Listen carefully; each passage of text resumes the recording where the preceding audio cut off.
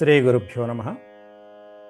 వ్యాస విరచిత శ్రీమద్భాగవతంలో దశమస్కందంలో నేడు మనం 31వ అధ్యాయం ప్రవచించుకుంటున్నాం. ఈ అధ్యాయంలో గోపికలు రాధికతో కలిసి శ్రీకృష్ణ పరమాత్ముని ఆయన స్వామివారి యొక్క దర్శనం కోసం అనేకమైనటువంటి విధంగా ప్రార్థించడం జరుగుతున్నది. ఈ అధ్యాయానికి గోపికా గీతలు అని పేరు. ఈ అధ్యాయంలో మొదటి 7 శ్లోకాలు అలాగే 13, 14 శ్లోకాలు కూడా ఆ వరుసలోనవే కాబట్టి చెప్పుకోవడం జరిగింది. నేడు చెప్పుకోబోతున్నటువంటి శ్లోకాలలో స్వామివారు వారి యొక్క కథామృత గానం ఎట్లాంటిది, స్వామివారి యొక్క లీలలు గానం చేయటము, కీర్తించడము, వాటి యొక్క విశేషత ఎట్లాంటిది, అలాగే స్వామివారు శ్రీకృష్ణ పరమాత్ముడు బృందావనం నుంచి గోవుల రక్షణ కోసం అని చెప్పేసి వనానికి వెళ్తున్నప్పుడు వస్తున్నప్పుడు స్వామివారిని ఎలా దర్శించేవారు అనేటువంటిది గోపికలు స్వామివారిని స్మరించుకునేటువంటి వాటిల్లో మనం ఆ శ్లోకాలు పరిశీలిద్దాం. ముందుగా భగవత్స్మరణ చేసుకుని ప్రవచనం ప్రారంభించుకుందాం. ఓం శుక్లాంబరధరం విష్ణుం శశివర్ణం చతుర్భుజం ప్రసన్నవదనం ధ్యాయేత్ సర్వవిఘ్నోపశాంతయే వ్యాసం వసిష్ఠనప్తారం శక్తేః పౌత్రమకల్మషం పరాశరాత్మజం వందే సుఖతాతం తపోనిధిం వ్యాసాయ విష్ణురూపాయ వ్యాసరూపాయ విష్ణవే నమో వై బ్రహ్మనిధయే వాసిష్ఠాయ నమో నమః. నారాయణం నమస్కృత్య నరం చైవ నరోత్తమం దేవీం సరస్వతీం వ్యాసం తతో జయముదీరయేత్.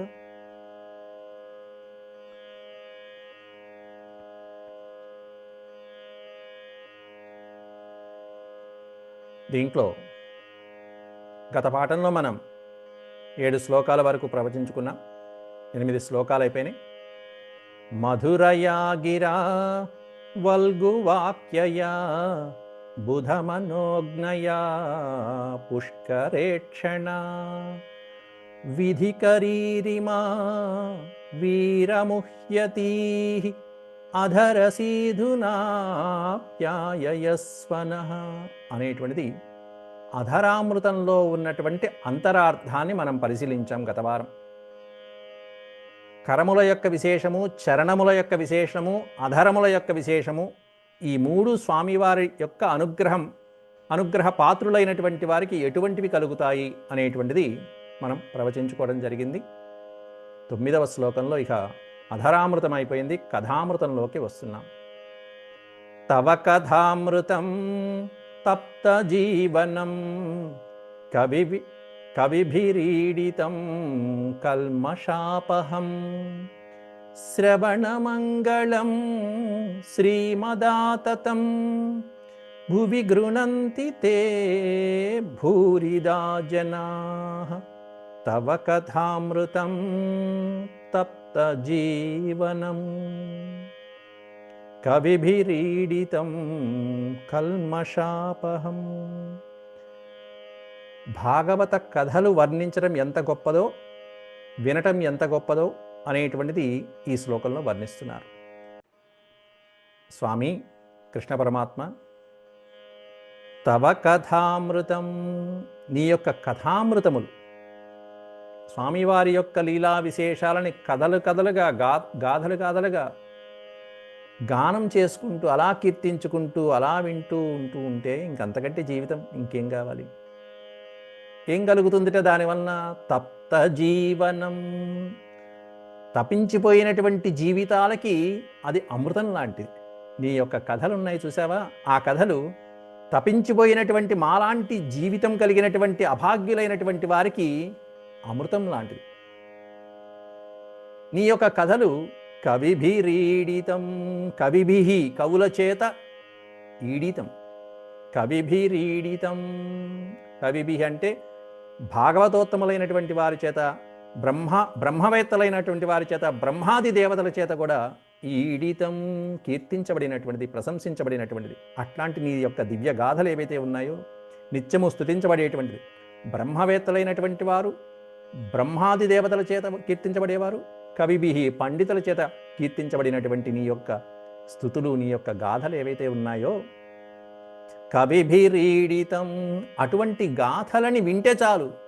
కల్మషాపహం, ఎటువంటి గాథలు అవన్నీ కూడా అంటే కల్మషమును అపహరించేటువంటివి, మా యొక్క కష్టాలని, మా యొక్క సమస్త పాపాలని పోగొట్టేటువంటివి, పాప నివారకమైనటువంటి, మా యొక్క దోషాలను తొలగించేటువంటిది, మా యొక్క అహంకారాదులను తొలగించేటువంటిది. అట్లాంటి నీ యొక్క దివ్యగాథలను విన్నవారు, చెప్పినటువంటి వారు ఎట్లాంటివి? పైగా శ్రవణ మంగళం శ్రీమదాతతం, శ్రవణ మంగళమైనటువంటివి అంటే మంగళకరమైనటువంటివి, శ్రవణ యోగ్యమైనటువంటిది.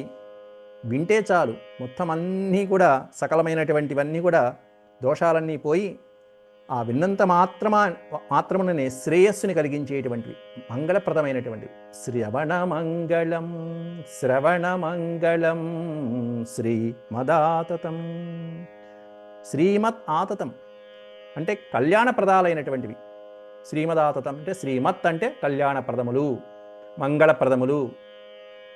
అట్లాంటివి వినదగినటువంటివి ఏవైతే ఉంటాయో అవి మాత్రమే భాగవత కథలు. ఇంకా మిగతావన్నీ రుచించవు మనకి. భువి గృణంతి తే భూరి దా జనాః, భూరి దా జనాః, భువి గృణంతి, ఈ భూమినందు నీ యొక్క గానామృతాలని ఎవరైతే, కథామృతాలని లోకల్లో వర్ణిస్తూ ఉంటారో, వినిపిస్తూ ఉంటారో, గానం చేస్తూ ఉంటారో, విన్నటువంటి వాళ్ళు ఎవరైతే ఉంటారో వాళ్ళందరూ కూడా భూరి దా జనాః, అటువంటి వాళ్ళే దానం చేసేటువంటి జనుల కింద లెక్క. దా అంటే దానం ఇచ్చేవారు. ఎటువంటి దానంట అది? దానాలలో కల్లా, అన్ని దానాల్లో కల్లా గొప్ప భూరి దానాలలో కల్లా విశేషమైనటువంటి దానం చేసేటువంటి వాళ్ళు వీళ్ళేట, ఇంకెవరు లేరు. భూరిదా అంటే గొప్ప గొప్ప దానాలు చేసేటువంటి వాళ్ళు అని అర్థం. మానవలోకంలో జనులలో ఎంతోమంది ఎన్నో రకాలుగా దానాలు చేస్తూ ఉంటారు. కానీ ఆ దానాల కంటే కూడా విశేషమైనటువంటి దానం ఏమిటి అంటే, నీ యొక్క కథలని వినిపించడం కంటే గొప్ప దానం చేసినటువంటిది ఇంకేమీ లేదు. మిగతా దానాలన్నీ కూడా, ఎన్నో రకాలైనటువంటి దానాలన్నీ కూడా ఈరోజుండి రేపు పోయేవే. ఆ ఫలితాలన్నీ కూడా, ఫలితం వస్తుంది, ఏ దానం చేసినా ఫలితం వస్తుంది. దానం చేయకపోతే పాపమే, దానం చెయ్యాలి. కానీ మిగతా దానాలన్నిటికంటే గొప్ప దానం ఏమిటంటే జ్ఞానామృతాన్ని దానం చేయడం. ఆ జ్ఞానామృతం ఎలా వస్తుందంటే నీ కథామృతంతో వస్తుంది. అన్నదానం మహాదానం విద్యాదానమతః పరం అన్నేన క్షణికా తృప్తి యావజ్జీవంతు విద్యయ అన్నారు సుభాషితాల్లో. అన్నదానం అనేది గొప్ప దానం. మనకి రకరకాల దానాలు ఉన్నాయి. చివరికి రక్తదానం, కన్యాదానాలతో పాటుగా అన్ని దానాలు ఉన్నాయి. ఈ దానాలన్నీ సువర్ణదానము, భూదానము, గోదానము, వీటన్నిటికంటే మించిన దానం ఏమిటంటే అన్నదానం. ఎందుకంటే మిగతా దానాలలో ఎంత దానం చేసినా కూడా పుచ్చుకునేటువంటి వాడి దగ్గర కొంచెం సంతృప్తి లోపిస్తూ ఉంటుంది. తీసుకున్నటువంటి వాడు తృప్తి చెందితేనే దానం యొక్క ఫలితం వస్తుంది అంటారు. నువ్వు 1000 రూపాయలు దానం చేసినా ఇంకో 1000 ఇస్తే బాగుండే అని పుచ్చుకునేటువంటి వాడికి ఉంటూనే ఉంటుంది. అది మనం గమనిస్తూనే ఉంటాం. కాబట్టి పుచ్చుకునే వాడిలో తృప్తి ఎప్పుడు కలుగుతుంది అంటే ఈ దానాల్లో కాదు, అన్నదానంలో కలుగుతుంది. అందువల్ల అన్నదానం మహాదానం అన్నారు. ఎందుకంటే కడుపు నిండా పెట్టావు, ఇంకొంచెం వడ్డిచ్చామనుకోండి, చాలు చాలు, అమ్మో నేను తినలేను అంటాడు. తృప్తి అయిపోయింది అక్కడ. కాబట్టి అన్నదానం మహాదానం. దానికంటే మించిన దానం ఏమిటి అంటే విద్యాదానం అంట. అన్నదానం మహాదానం. ఎందుకంటే అన్నదానంలో ఒక చిన్న డిఫెక్ట్ ఉంటుంది. ఎందుకంటే ఈ పూట పెట్టావు, భోజనం పెట్టావు, సాయంత్రానికి అయ్యేటప్పటికి మళ్ళీ వాడు సిద్ధమేగా, మళ్ళీ ఆకలేగా, మళ్ళీ రాత్రి పెట్టావు, మళ్ళీ రేపొద్దునికి మళ్ళీ రెడీనేగా. కాబట్టి అన్నదానం చేయడంలో ఈ ఒక్క చిన్న లోపాన్ని మనం ఎత్తి చూపించవచ్చు. మహాదానమే గొప్ప శ్రేష్టమైనటువంటి దానం, తిరుగులేదు. ఆ కడుపు నిండా పెట్టిన ఆ మరుక్షణంలో దాత ఆ విధంగా సంతృప్తి చెందిన ఆ ఒక్క క్షణం చాలు మనకి పుణ్యమే, గోదాన ఫలితమే. దానికంటే మించినది జీవితాంతము తృప్తి కలిగేది ఏమిటి అంటే విద్యాదానం. ఈ విద్య వలన వాడు జీవితాంతము ఈ విద్య నేర్చుకుని ఎక్కడైనా సరే వాడు జీవించగలుగుతాడు, జ్ఞానార్జన చేసుకోగలుగుతాడు. ఈ జ్ఞానార్జన వలన వచ్చేది ఏమిటి అంటే ముక్తిని ప్రసాదించడం అనేటువంటిది దానికి. సత్సంగత్వే నిస్సంగత్వం, చివరికి మోక్షమే.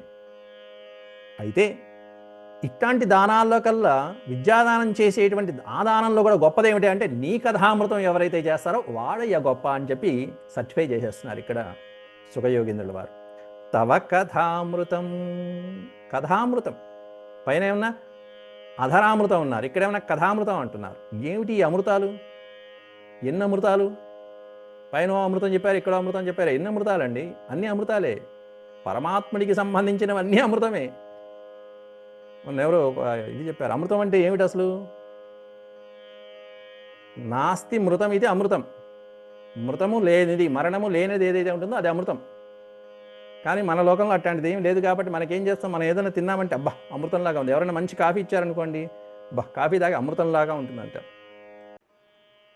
కాఫీ నచ్చినటువంటి వాళ్ళు కొంచెం చక్కగా బాదం మిల్క్ ఏదో బాదం పాలు తీసుకుని అబ్బా బాదం మిల్క్ చాలా అమృతంలాగా ఉన్నాయి. లేకపోతే ఓ స్వీట్ బాగా ఇష్టం ఉన్నటువంటి వాళ్ళు స్వీట్ తిని అబ్బా అమృతంలాగా ఉంది అనుకుంటా. ఇవే అమృతాలు. మన లోకంలో ఇంతకు మించి అమృతం మనకేం దొరకదు కాబట్టి ఇదే అమృతం అనుకుంటాం. కానీ ఈ అమృతాలన్నీ మీరు ఎక్కువ తింటే వచ్చేది అమృతం కాదు, మృతమే, శృతి మించిదే. కానీ ఏంటంటే మనకి కొంతమంది కారం కూడా ఇష్టమే, మధురమే కాదు కారం కూడా. కొంతమంది మంచి గుంటూరు పండుమిర్చి కారం తిని కూడా అమృతంలాగా ఉందంటారు. అంటే వాళ్ళకి ఏది రుచిస్తూ ఉంటుందో దాన్ని అమృతంగా పోల్ చేసుకుని దాన్ని భావించుకోవడం అనేటువంటిది సహజమైన లక్షణం, వినియోగంలో ఉంటుంది సాధారణంగా. అంటే మనకి ఏది రుచిస్తుందో అది అమృతం అంతే. అయితే ఇవన్నీ కూడా మరణానికి దారి తీసేవే కానీ మరణం లేకుండా చేసేవి కాదండి. అయితే మరేమిటి? దేవలోకంలో ఉంది ఆ అమృతం,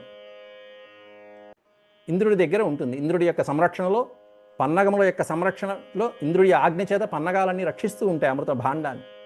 దాన్ని జయించి తెచ్చాడు గరుత్మంతుడు ఒకసారి. ఆ నాగుల్ని కూడా జయించి అమృత భాండాన్ని తీసుకొస్తూ ఉంటాడు. మరి ఆ అమృతమైనా ఈ అమృతం అంటే అబ్బే ఆ అమృతం ఏం పనికి వస్తుందండి? దేవేంద్రుడి దగ్గర ఉన్న అమృతం ఏం పనికి వస్తుంది నా బొంద? దాన్ని మించిన తాత లాంటి అమృతం కథామృతం, భాగవత కథామృతం అంటే ఇది. కథా అమృతం అంటే అదేముంది డూప్లికేటు. సరే మంది నాసిరకం, అది ఒరిజినల్ అనుకుంటే అబ్బే దాన్ని మించిందండి ఈ కథామృతం. ఎందుకని? దానికి ఏం గుణాలు ఉన్నాయి? ఏం గుణాలు ఉన్నాయి దానికి? ఆ పైన దేవేంద్రుడి దగ్గర ఉన్న అమృతానికి ఏం గుణం ఉందండి? కేవలం మరణం లేకుండా చేస్తుంది అంతే. మరణం లేకుండా చేస్తుంది కాబట్టి అది అమృతం అన్నారు. నాస్తి మృతం, నాస్తి మరణం, ఇది అమృతం. మరణం మాత్రమే లేకుండా చేస్తుంది, మోక్షం ఇస్తుందా? చెప్పలా. ఎవరైనా తీసుకోవచ్చు. పాలసముద్రాన్ని క్షీరమదనం సాగించారు రాక్షసులు దేవతలు. సరే మోహిని అవతారంలో విష్ణుమూర్తి వచ్చాడు, దేవతలకు అమృతాన్ని పంచారు, వాళ్ళందరూ అమరులు అయ్యారు అంతే, అమరులు అయ్యారు. కానీ వీడి పాపాలన్నీ వీడి పుణ్యాలన్నీ అంతా అయిపోయిన తర్వాత మళ్ళీ కింద పడిపోవాల్సిందేగా. కింద మళ్ళీ అదే రూపంలో ఏదో వచ్చి మళ్ళీ పుణ్యం చేసుకుని మళ్ళీ పైకి రావాల్సిందే. ఈ తిరుగుడు ఉంటుంది. మోక్షం ఉందా? భగవంతుడు లీనమైపోయాడా? అవలా. భగవంతుడు ఐక్యమయ్యాడా? లేదా? అవలా.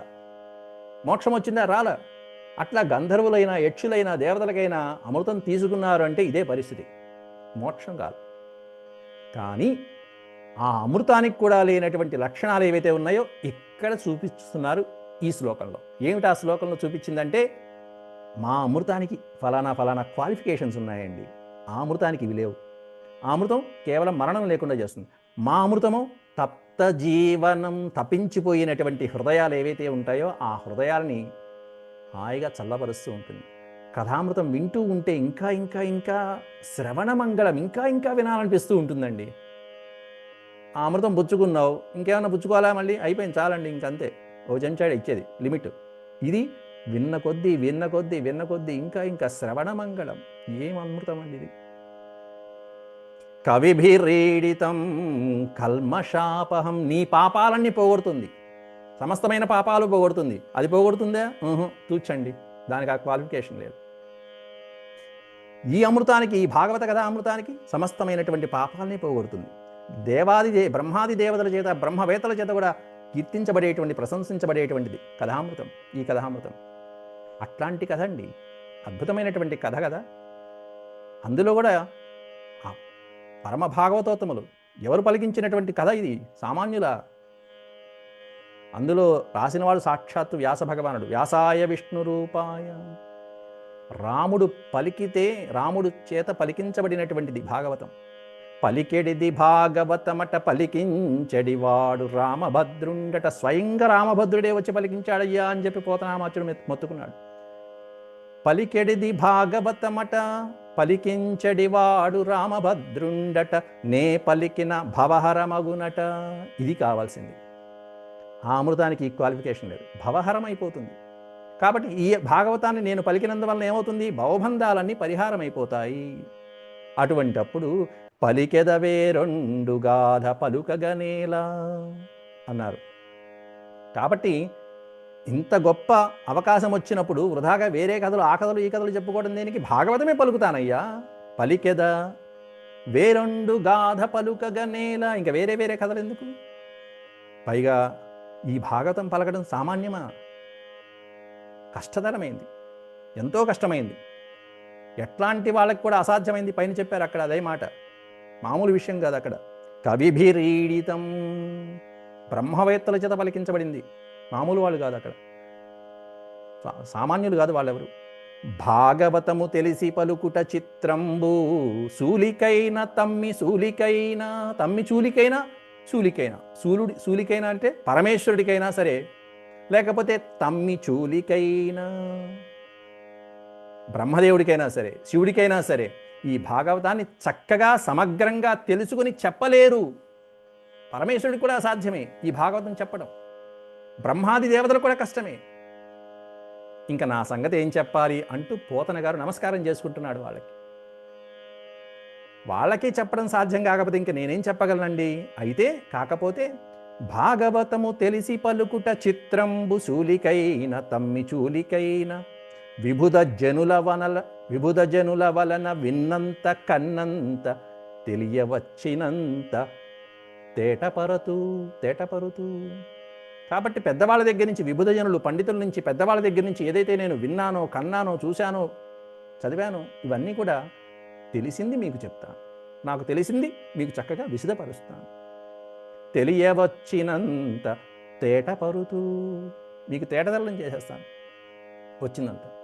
కాబట్టి అట్లాంటి పండితోత్తముల చేత చెప్పినటువంటిది, ఈ పాపహరమైనటువంటిది ఏదైతే ఉంటుందో, మోక్ష సాధనం ఏదైతే ఉంటుందో, అది కథ అంటే.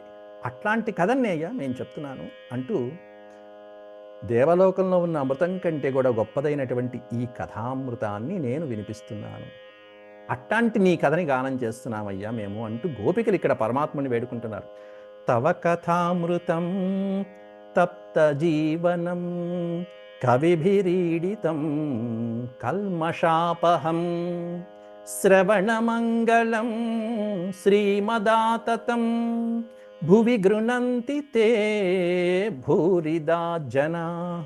కాబట్టి భూమి మీద నీ ఈ గాథల్ని ఎవరైతే కీర్తిస్తూ ఉంటారో, గానం చేస్తూ ఉంటారో, వర్ణిస్తూ ఉంటారో, తే భూరిదా జనా, వాళ్ళు అసలైనటువంటి దానం చేసినటువంటి వాళ్ళు. మిగతా దానాలు చేసిన వాళ్ళు దానం చేసిన వాళ్ళే. ఎందుకంటే ఈ విజ్ఞానం సంపదాన్ని దానం చేయటం అనేది గొప్ప. భూరిదా గొప్పదానం, విద్యాదానం. ఆ విద్యాదానంలో కూడా మోక్ష విద్యని దానం చేయటం ఏమిటంటే సకల ఉపనిషత్తులకి సారం కదండి భాగవతం, శ్రీమద్భాగవతం ఉపనిషత్ సారం. అటువంటి ఉపనిషత్ సారానంతా కథ రూపంలో చెప్పేస్తున్నారు అక్కడ.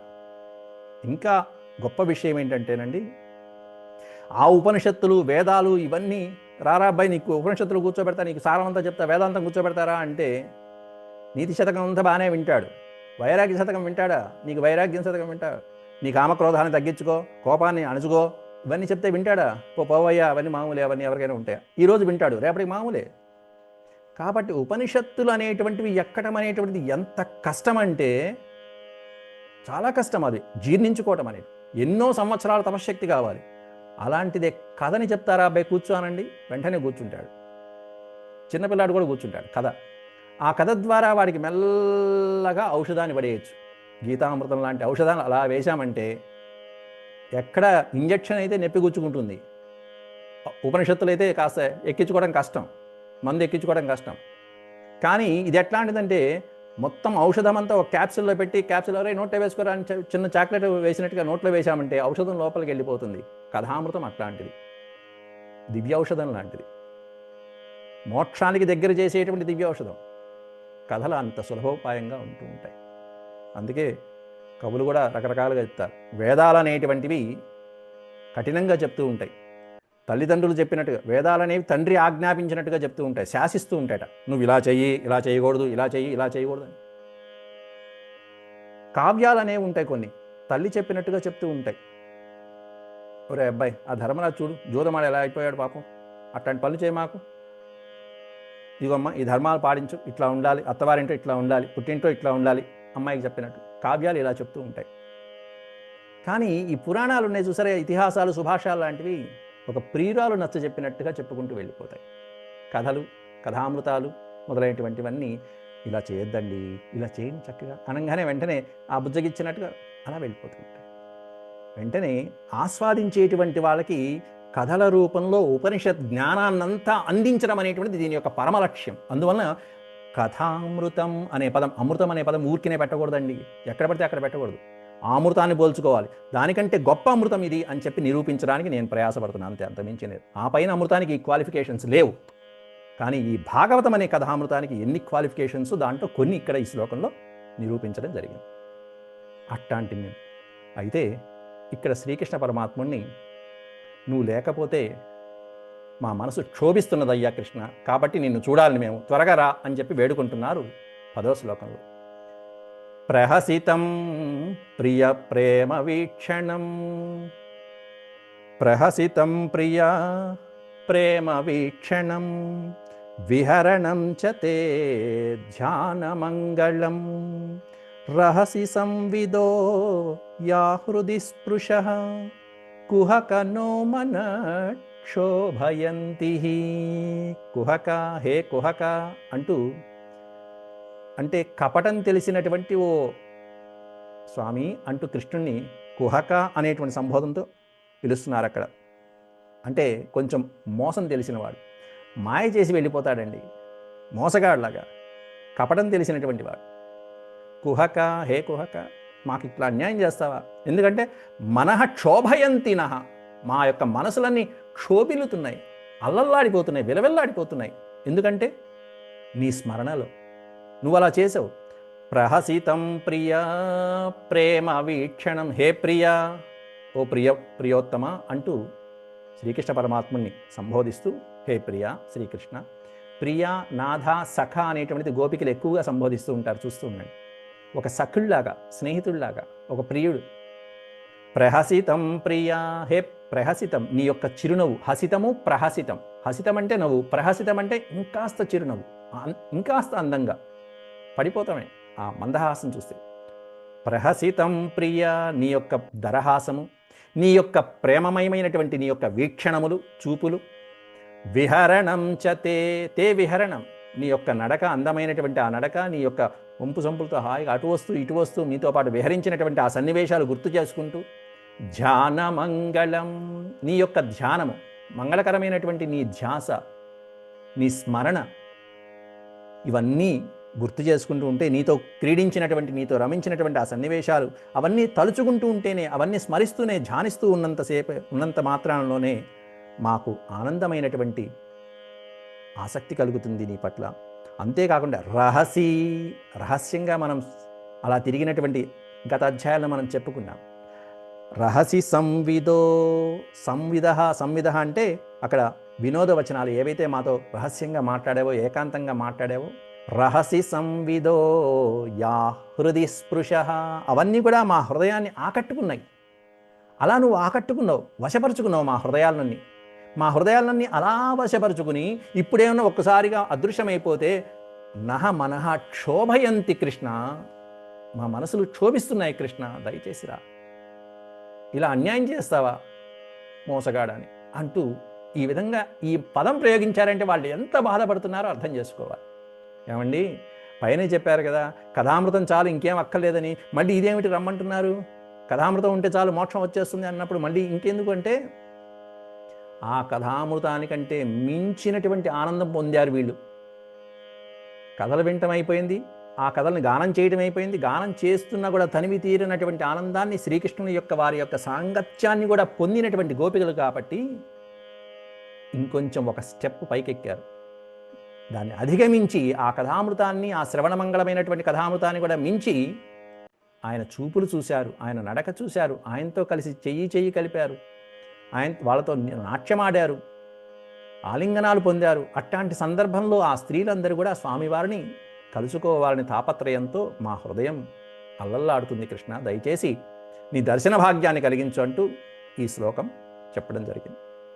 ఆ తర్వాత 11వ శ్లోకంలో నీవు గోరక్షణ కోసమని చెప్పేసి బృందావన వన ప్రదేశాలలో తిరుగుతున్నావే, ఆ తిరిగినప్పుడు, ఆ వెళ్తున్నప్పుడు, నువ్వు లేనప్పుడు, అలా వెళ్తున్నప్పుడు నీ పాదాలు ఏ రాళ్ళు గుచ్చుకునో లేకపోతే గడ్డి పరకలు గుచ్చుకునో నొచ్చుకుంటాయేమని చెప్పి విలవెల్లాడిపోయే వాళ్ళం కృష్ణ. పొద్దున వెళ్తే రాత్రికి వచ్చేవాడివి, మా పరిస్థితి ఏం చెప్పాలి అంటూ వాళ్ళ యొక్క బాధని, అంటే రోజు కృష్ణ పరమాత్ముడు బృందావనానికి వెళ్ళినప్పుడు వస్తున్నప్పుడు వీరి యొక్క దృష్టి ఎలా ఉంది అనేది 2 శ్లోకాల్లో వర్ణిస్తున్నారు ఇక్కడ వ్యాస భగవానుడు. చలసి యద్వ్రజాచారయన్ పశూన్ నళిన సుందరం నాథతే పదం శిలతృణాంకురై సీదతీతి నః కలిలతాం మన కాంతగచ్చతి. చలసి యద్వ్రజాచారయన్ పశూన్, పశూన్ చారయన్, పశూన్ చారయన్ అంటే పశువుల్ని మేపటానికని చెప్పేసి నువ్వు బృందావన వన ప్రాంతాలలో పరిసర ప్రాంతాలలోకి నువ్వు చలసి యత్ వ్రజాన్, వ్రజవాసులతో పాటుగా ఇతర గోపాలకులతో పాటుగా పశువుల్ని మందని తీసుకువెళ్ళి నువ్వు అలా తిరుగుతూ ఉన్నప్పుడు నీ సుందరమైనటువంటి మోము చూసేవాళ్ళం. ఎంత అద్భుతంగా ఉండేదో పొద్దున్నే ఆ దివ్య దర్శనం, దివ్యమంగళ దర్శనం. ఎట్లాంటి శోభాది, నళిన సుందరం, నళిన సుందరం, ఆ పద్మం వలె తామర వలె వికసించినటువంటి సుందరమైనటువంటి నీ యొక్క వదనం. నళిన సుందరం నాథతే పదం, నీ యొక్క మోము అట్లాగే ఉంటుంది, నీ యొక్క పదము అలాగే ఉంటుంది. పదం అంటే పాదములు, పద్మాల వంటి నీ యొక్క చరణములు ఉన్నాయి చూసావా, నీ పాదములు. హే నాథ, నళిన సుందరం తే పదం, తే పదం నళిన సుందరం, సుందరమైనటువంటి నీ పాదపద్మాలు. ఆ పాదరక్షలు లేకుండా నువ్వు అలా వెళ్తూ ఉంటావు. పాదరక్షలు ఎప్పుడండి అసలు పూర్వకాలంలో ఉన్నాయా? ఎక్కడికి వెళ్ళినా అందులో ఇప్పటికీ పల్లెటూళ్ళలో పాదరక్షలు లేకుండా ఆ గోవుల్ని మేపడానికి వెళ్తుండే వాళ్ళని మీరు చూస్తూనే ఉంటారు. ఇప్పటికీ లేవు. పూర్వకాలంలో అలా గోవుల్ని మేపడానికి ఆ పాదరక్షలు కూడా లేకుండా నీ యొక్క సున్నితమైనటువంటి ఆ పద్మాలాంటి పాదాలతో చిన్న వయసులో 3 ఏళ్ల నుంచి ఆ లేత ఆ చిన్న చిన్న దూడలతో పాటు వెళ్తూ ఉండేవాడు. శిల తృణాంకురై, శిల అంటే రాళ్ళు, నీ కాళ్ళలో ఆ రాళ్ళు గుచ్చుకుంటాయేమో, లేకపోతే తృణముల యొక్క గడ్డి పరకల యొక్క వాడి అయినటువంటి అంకురములు, మంచి పదునుగా ఉండేటువంటి గడ్డి ఉంటాయి, దర్భలు ఉంటాయి, గీసుకుపోతూ ఉంటాయి, గుచ్చుకుంటూ ఉంటాయి, రెల్లు పొదలు. అట్లాంటి తృణముల యొక్క ఆ గడ్డి యొక్క అంకుర భాగాలు కానీ లేకపోతే పదునుగా ఉన్నటువంటి రాళ్ల యొక్క ముక్కలు కానీ ఇవన్నీ కూడా నీకు ఎక్కడ బాధ కలిగిస్తాయో, సీదతి ఇతి, సీదతి ప్లస్ ఇతి, ఎక్కడ గుచ్చుకుంటాయో అని చెప్పి నహ కలిలతాం మనః కాంత గచ్చతి. హే కాంత అంటే నాథ, ఓ మనోహర. కాంత అంటే ఇక్కడ స్త్రీ అని కాదు, కాంత అని దీర్ఘం ఉంటే స్త్రీ.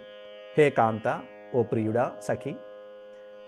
నహ మనః కలిలతాం గచ్చతి. నహ మనః, మా యొక్క మనసులన్నీ కూడా కలిలతాం గచ్చతి, ఎంతో కంగారు ఆవేదన చెందుతూ ఉండేవి కృష్ణ, అలా వెళ్ళిపోతూ ఉండేవాడు. పూర్వకాలంలో పాదరక్షల్ని సృష్టించిన వాడు సూర్యభగవానుడే. మహర్షి విశ్వామిత్రుడా, ఒక మహర్షి పేరు గుర్తు రావట్లేదు, విశ్వామిత్రుడు పరశురాముడు భార్యతో చక్కగా మధ్యాహ్నం వేళలో తన యొక్క ధనస్సు యొక్క విద్యాభ్యాస భార్య ముందు ప్రదర్శిస్తూ ఉన్నప్పుడు ఆ బాణాలు వేస్తూ సంధానం చేస్తున్నప్పుడు ఆ శరముల్ని తెచ్చి భార్య ఇస్తూ ఉండేది. మధ్యాహ్నం పూట భర్తకి అందిస్తూ ఉండేది. అందిస్తూ ఉన్నప్పుడు ఆ మిట్ట మధ్యాహ్నం పూట తన భార్య యొక్క పాదాలు ఎండ వేడికి తట్టుకోలేక ఇబ్బంది పట్టం చూస్తాడు ఆ మహర్షి. అప్పుడు సూర్యభగవానుడి మీద కోపం తెచ్చుకుంటాడు. కోపించి సూర్యభగవానుని బాణప్రహారంతో కొట్టాలని చూస్తాడు. పరశురాముడో విశ్వామిత్రుడో నేను చూసి చెప్తాను మళ్ళీ మీకు. మహాభారతంలో ఉంది ఈ కథ.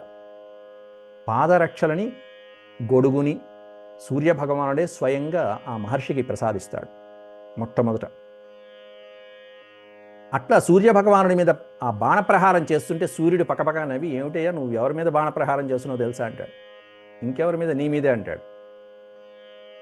నేను నిమిషానికి ఎన్ని కిలోమీటర్ల వేగంతో ఎంత వేగంగా ప్రయాణిస్తానో నీకు తెలుసా, అసలు ఆగనటువంటి వాడిని నువ్వు కొడతావా అంటాడు. కొడతావా అంటే, నిన్నెందుకు కొట్టలేనయ్యా, నీ సంగతి నాకెందుకు తెలియదు, నువ్వు ఆగవు కరెక్టే, ఎవరికి ఆగవు, కానీ నాకు ఆగగలవు అంటాడు. ఎట్లా ఆగుతానంటే, మధ్యాహ్న సమయంలో, మిట్ట మధ్యాహ్నంలో అభిజిత్ ముహూర్తం అయిపోయిన తర్వాత నువ్వు కరెక్ట్గా ఒక 5 సెకండ్ల పాటు నువ్వు ఆగుతావయ్యా, నాకు తెలుసు, ఆ 5 సెకండ్లు చాలు నిన్ను కొట్టడానికి అంటాడు. 5 సెకండ్లు ఆగుతాడు సూర్యభగవానుడు. ఆ 5 సెకండ్లో శరం వెళ్ళిపోతుంది, అప్పుడు నిన్ను కొడతా అంటాడు. ఆశ్చర్యపోతాడు సూర్యుడు. కాబట్టి నాకు అర్థమైంది, నీకు అంత శక్తి ఉన్నది, కాబట్టి నీ భార్య ఈ విధంగా బాధపడినందుకు నువ్వు ఈ విధంగా శరప్రవహారం చేస్తున్నావు, కాబట్టి ఇక నుంచి లోకంలో నా తాపాన్ని తట్టుకోవటం కోసం అని చెప్పేసి ఇదిగో ఈ రెండింటిని ప్రసాదిస్తున్నానని చెప్పి, ఒకటేమన్నా ఛత్రము, ఇంకోటేమన్నా పాదరక్షల్ని సూర్యభగవానుడే అక్కడ అనుగ్రహించడం కలుగుతుంది. ఇది సందర్భం ఇది కాదు, కానీ ఉడికనే మీకు కూడా కొత్త విషయం అని చెప్పి చెప్తున్నాను, అంతకుమించి ఏం లేదు. కాబట్టి ఇట్లా నీ యొక్క చక్కటి చిరుపాదాలు అనేటువంటివి ఈ శిలల వలన కానీ తృణ అంకురముల వలన కానీ బాధపడతాయని చెప్పి మా ప్రాణాలు గిలగిల్లాడిపోయేవి కృష్ణ. అట్టా నువ్వు వెళ్ళిపోతూ ఉండేవాడివి. అలా వెళ్ళి మళ్ళీ సాయంత్రం వేళకు వచ్చేస్తూ ఉండేవాడు. దిన పరీక్షయే నీలకుంతలై. దిన పరీక్షయే అంటే పగటిపూట సమయం అయిపోయిన తర్వాత సంధ్యా సమయం అవుతూ ఉండగా గోవులతో పాటుగా మళ్ళీ గోపాలకులతో పాటుగా తిరిగి వ్రజానికి వస్తూ ఉండేవాడు. వెళ్ళేటప్పుడు ఒక చూపు వేశారు, వచ్చేటప్పుడు వీళ్ళ కన్ను పనేది. అప్పటిదాకా గిలగిల్లాడిపోయేవాడు గోపికలు.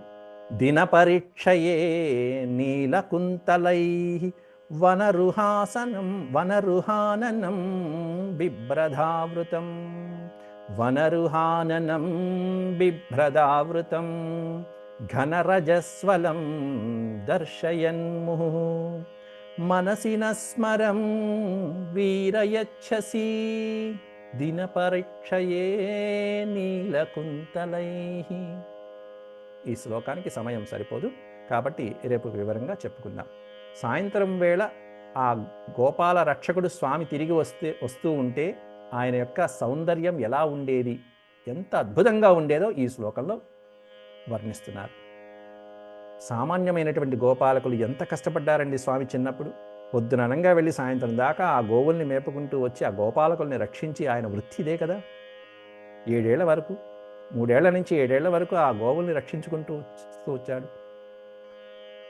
అట్లా మనల్ని ఉద్ధరించడం కోసమని చెప్పేసి స్వామి ఆ మానవ జీవితంలో ఉన్నప్పటికీ కూడా అసుర సంహారం చేస్తూ పక్కన దేహానికి ఎంతో శ్రమ ఇచ్చి మరీ మనల్ని అనుగ్రహించి మానవ జీవితంలో తరింపజేశాడు. అందరికీ కూడా మార్గదర్శకుడయ్యాడు శ్రీకృష్ణ భగవానుడు. అట్లాంటి శ్రీకృష్ణ భగవానుడు మామూలు కేవలం నెమలిపించం పెట్టుకునేవాడు కాదు, గోవుల్ని కాసేంత మాత్రాన గోవుల్ని గోపాలకుడే కాదు. కృష్ణుడంటే నెమలీక కాదు, సుదర్శన చక్రం అవసరమైతే. కృష్ణుడంటే కేవలం వెన్నదొంగ మాత్రమే కాదు, విశ్వరూపాన్ని కూడా ప్రదర్శించగలిగినటువంటి స్వామి. కృష్ణుడంటే ఇప్పుడు మనం చెప్పుకుంటున్న కేవలం రాసలీల కాదు, గోపికల వెనకాల పడి తిరిగేటువంటి రాసలీల చేసేటువంటి ఈ కాముకుడు కాదు. ఆ రాసలీలలో కూడా చెప్పినటువంటి అద్భుతమైనటువంటి గీతోపనిషత్ సారమంతా కూడా దాంట్లో నిర్మించబడింది. గీతా సారాన్ని కూడా చెప్పగలిగినటువంటి స్వామి శ్రీకృష్ణుడు. కేవలం కృష్ణుడంటే నాదస్వరం ఊదేటువంటి ఆ మురళీరవం కాదు, అవసరమైతే శత్రువుని చీల్చి చెండాడేటువంటి పాంచజన్య శంఖాన్ని కూడా పూరించగలిగినటువంటి స్వామి. కృష్ణుడంటే కేవలం కాళీయుడి పైన మర్దించేటువంటి, బృందావనంలో నాట్యం చేసేటువంటి నర్తన కాదు, అవసరమైతే ఆ అసురుల్ని కూడా సంహరించడానికి, మర్దించడానికి కాళీయ మర్దనం కూడా చేయగలిగినటువంటి వాడు. కృష్ణుడంటే కేవలం గోపాలకుడు కాదు, గో సంరక్షణ ఎంతో ముఖ్యం. గోవంటే ఏంటి? గోవంటే ధర్మం, ధర్మరక్షణమే కృష్ణతత్వం, శ్రీకృష్ణతత్వం. అటువంటి గోవుల్ని పొద్దునుంచి సాయంత్రం వరకు కాపాడేవాడండి కృష్ణుడు. ఇంకేం కావాలి? అట్లాంటి గోవుల్ని మనం ఎలా భావించుకోవాలి? ఎక్కడున్నాయండి గోవులు? వాటిని ఎంత రక్షించుకోవాలండి? కాబట్టి ఆ గోవుల్ని పూజించుకుంటే భగవంతుని స్మరించినట్టే. ఆ గోధర్మమే, ఆ గోవుల్ని రక్షిస్తే ఆ ధర్మాన్ని కాపాడినట్టే, స్వామి యొక్క తత్వాన్ని అర్థం చేసుకున్నట్టే. ఓం శాంతి శాంతి శాంతి. యదక్షరపదభ్రష్టం మాత్రాహీనం చ యద్భవేత్ తత్సర్వం క్షమ్యతాం దేవనారాయణ నమోస్తుతే. సర్వం శ్రీకృష్ణార్పణమస్తు. హరి ఓం.